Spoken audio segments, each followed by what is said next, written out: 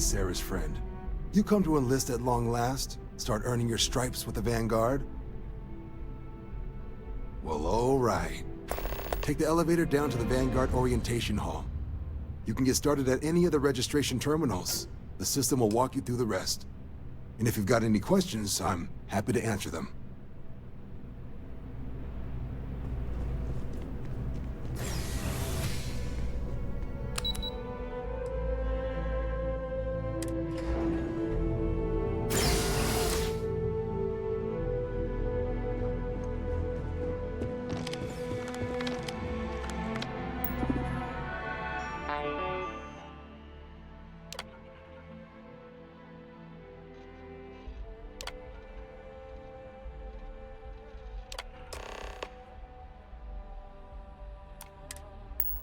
Registration accepted.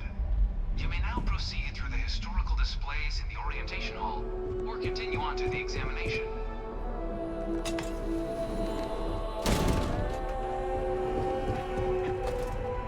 In 2150, humanity learned the Earth's magnetosphere would collapse sometime in the next half-century, eliminating all life on the planet.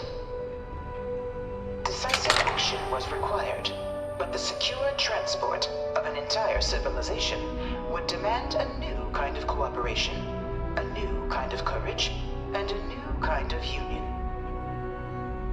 Thus, in 2159, the United Colonies were formed to make that journey possible. Just 1 year later, the Galileo, the first of many colony ships, touched down here on Jemison, beginning a new era of human history, the age of the United Colonies.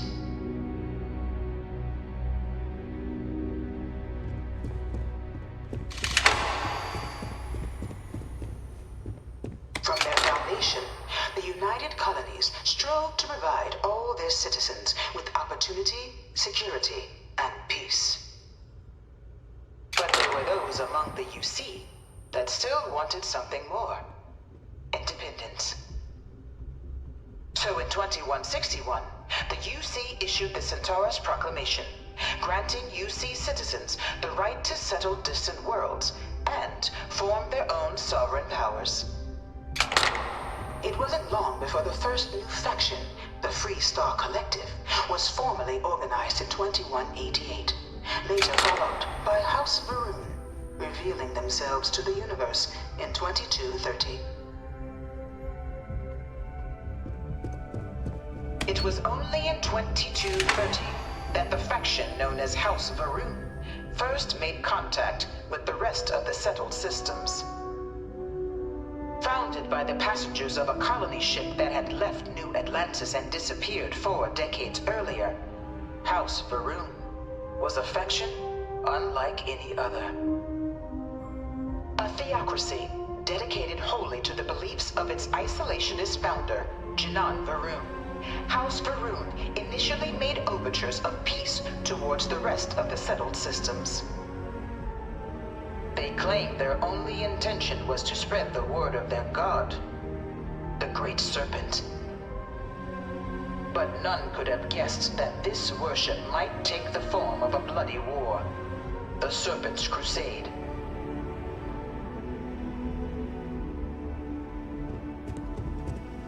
The Freestar Collective was initially founded in 2188, when the citizens of Aquila banded together with the pleasure city of Neon in mutual defense.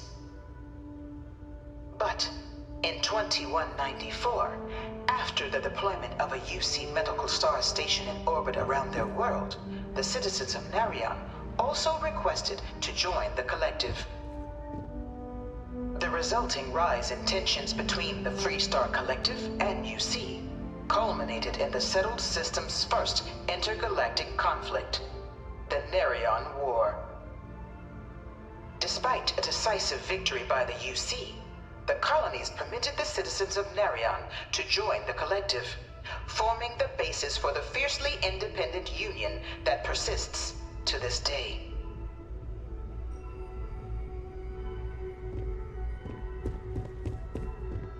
Beginning in 2240, House Varun forces declared all-out war on the rest of human civilization, initiating the Serpent's Crusade. For the next 23 years, thousands of Freestar, UC, and independent souls were killed by agents of House Varun in the name of their serpent god. It was only with the death of their founder in 2263 and the succession of his heir Jarek that House Varun finally sued for peace. There remains, however, select members of House Varun who refuse to recognize the cessation of hostilities their leaders established. Even after House Varun's mysterious disappearance, these zealots remain a threat to all who encounter them. Their pacification, a goal of all space.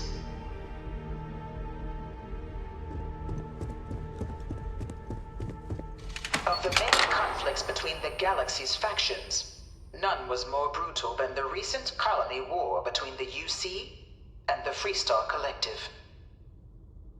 Set off by the unauthorized Freestar colonization of Vesta's Pride in 2308, a direct violation of the Nerion Treaty, the colony war spread quickly across the galaxy. Both sides deployed every tool at their disposal. Armadas of warships, mechanized combat platforms, or mechs, even bioengineered alien creatures, the infamous UC xeno-weapons. It was only in 2311 at the Battle of Cheyenne that the scales finally tipped. The Freestar Collective, utilizing their civilian fleet as a human shield, successfully crippled the superior United Colonies Navy. After their shocking victory against the galaxy's greatest navy, the Freestar Collective offered terms of peace, which the colonies, out of an interest in staving off any further human costs, accepted. The galaxy has been rebuilding ever since. Few settled worlds were left untouched by the colony war. But nowhere could the viciousness of modern warfare be seen more clearly than on the Freestar planet of Nera. Initially occupied by invading United Colonies forces as a forward operating position, repeated attempts to take and retake the planet by collective forces led only to devastation. Swaths of the world were transformed into scorched husks, a nightmarish testament to the depths of human ingenuity and human cruelty. And today, Nera remains a continuing reminder to the horrors of unfettered war.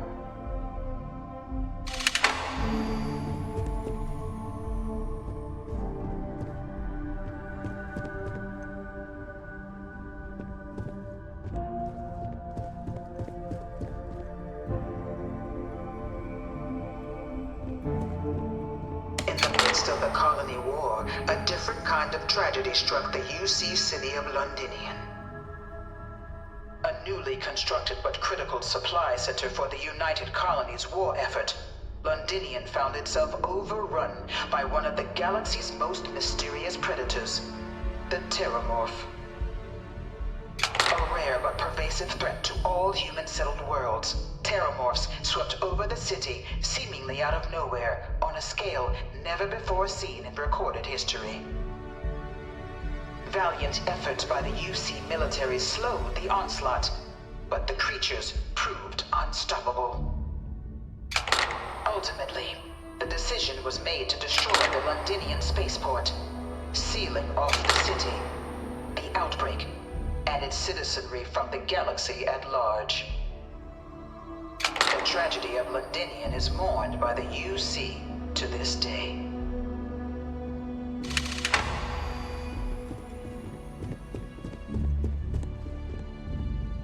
After the devastation wrought by the colony war, the UC and the Freestar Collective came together to ratify a treaty that became known as the Armistice. Both sides agreed to a vast reduction in standing forces, and that xeno-weapons and mech warfare would be outlawed. All United research was sealed away, accessible only in cases of dire emergency. But the Collective had another demand, that the active commanders of the UC military stand trial for their actions. The United Colonies, in the interest of peace and galactic security, agreed. In 2311, 3 United Colonies senior officers were found guilty. Commander Henry Durant, General Indira Rastogi, and Fleet Admiral Francois Sanon, known better as Ve Victus. All were sentenced to death for their actions, bringing the colony war to a close and returning peace to the galaxy at long last.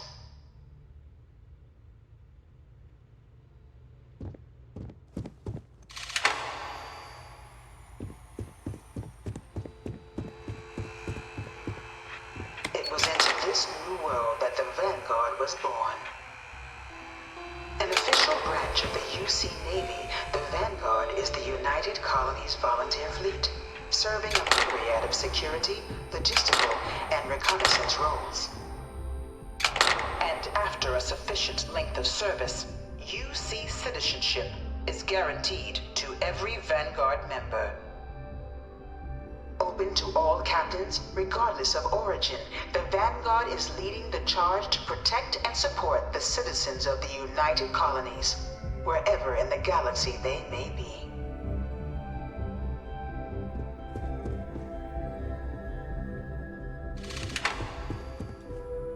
No one is born a United Colony citizen.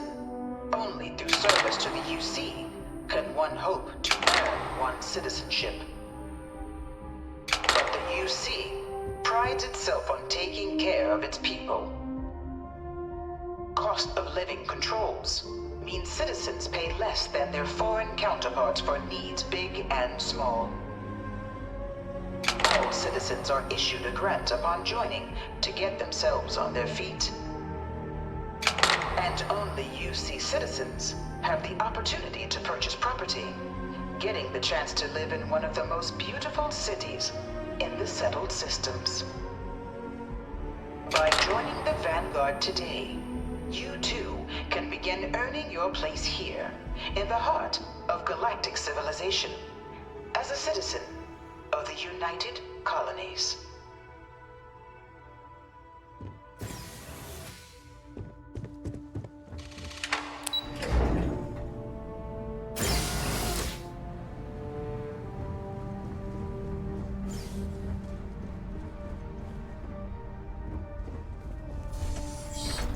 Welcome, applicant, to the piloting simulation chamber. Please enter the designated simulation pod to initiate your exam.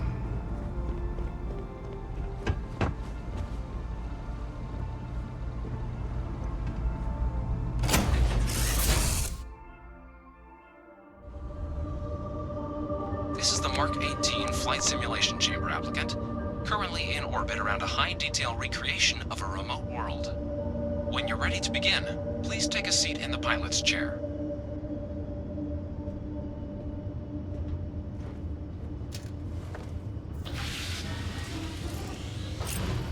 Your exam is simple. Defeat as many tiers of opponents as you can before your ship is disabled. You must defeat at least 3 tiers of opponents to pass the exam. Good hunting, applicant.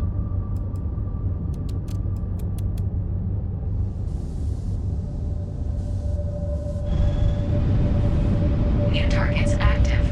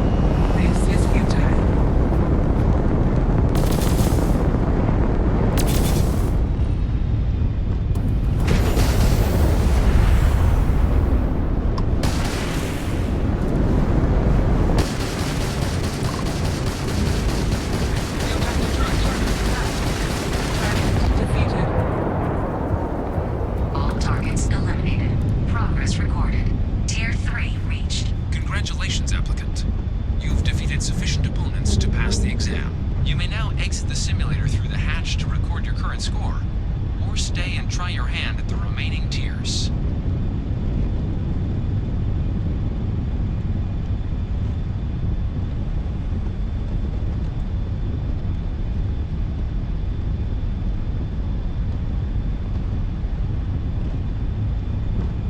Resuming the examination. New targets active.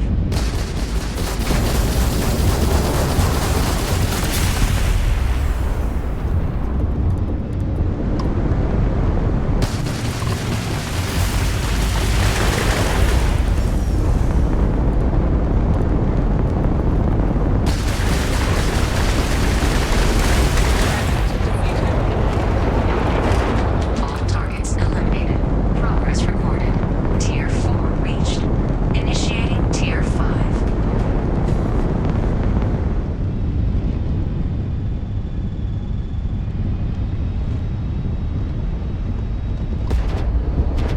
New targets active.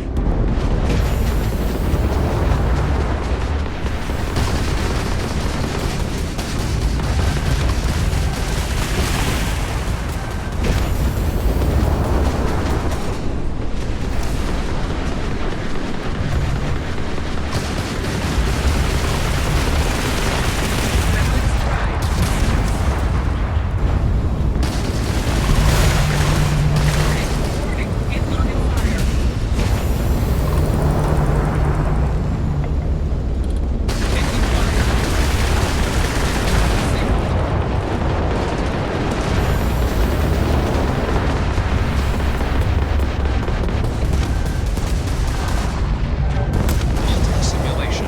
You have passed, applicant. You may proceed to the exit hatch to log your results, or restart the exam from the simulation's control terminal.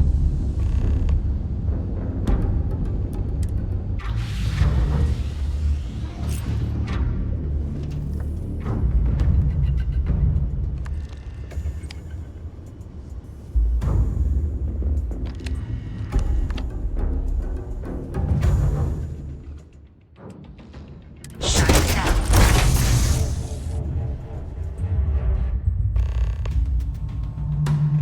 Congratulations, applicant. You've passed. You can head up to Commander Tuwala to receive your final results and your probationary assignment. Or you're welcome to take another run at the simulation if you'd like to try and earn a better score. We'll only keep your best run.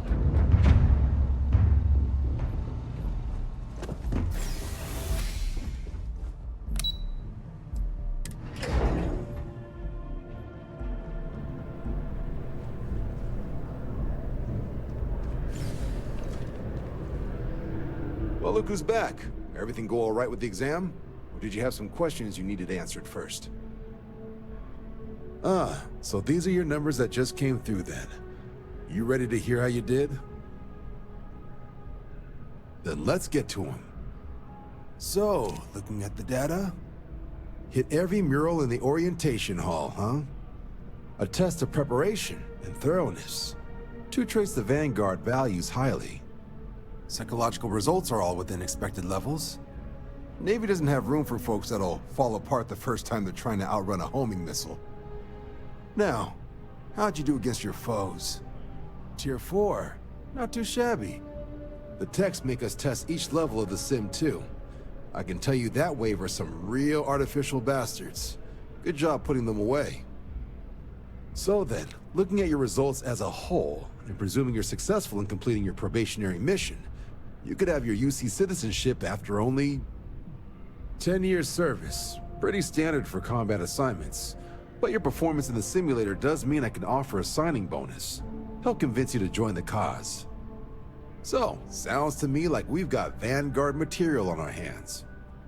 If you're interested, we could bring you on as a provisional member today. Get you the credits you've earned, then send you out on your probationary mission. First though, all UC service people, provisional or otherwise, are required to swear an oath. So, you want to make this official? Commit yourself to the cause of the colonies? Fantastic. Then just follow me.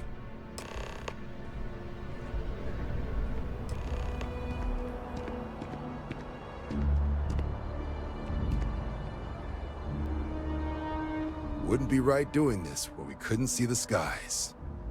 Now, raise your right hand. The motto of the Vanguard is Supra et Ultra, above and beyond. That is where we serve, beyond the furthest reaches of the United Colonies military, and with honor and duty above reproach.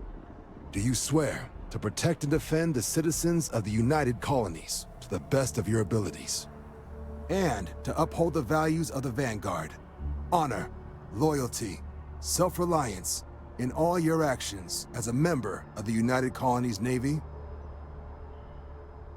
Then let me be the first to officially welcome you to the United Colonies Vanguard. Now, only thing left is getting you that probationary mission. And what I've got is comms repair.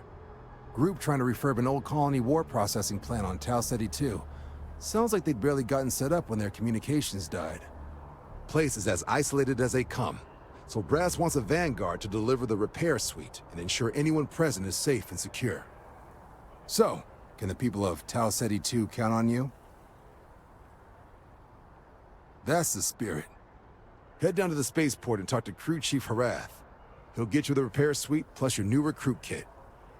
Oh, and your advance. Give it your all out there. Supra et Ultra.